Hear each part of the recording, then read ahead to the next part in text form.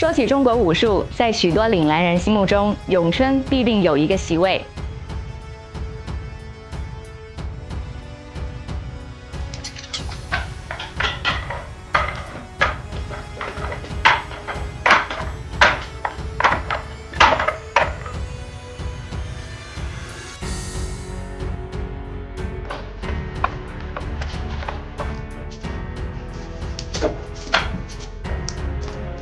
詠春嘅核心咧，即係佢哲學思想咧，就係水嘅哲學啦，水嘅文化啦。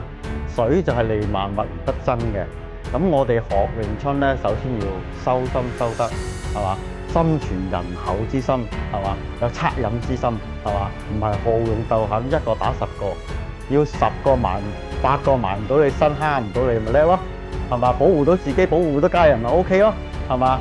所以咧，我哋咧就係習武咧先習德，係嘛？有品你先有德，你先能夠學功夫。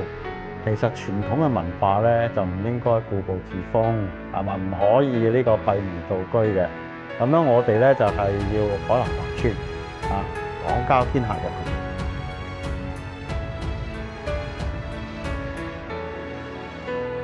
新派日語中有個詞叫貼地，意思是務實、接地氣。正如詠春沒有花架子的招式，乾淨利落，極具實戰用途。其實學習詠春的人不少，但是為何詠春的競技比賽卻很少見呢？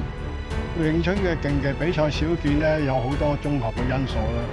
其中有一個咧就係詠春拳咧，佢係好講求一個就係話有定式冇定招嘅實戰嘅效果，所以佢嘅觀賞性就唔好睇嘅。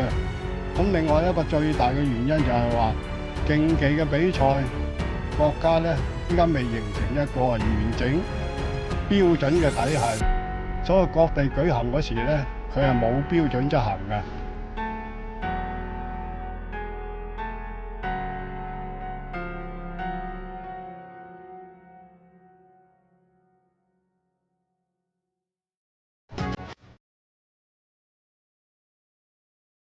其實咧係好開心嘅，能夠申請到非遺係咪？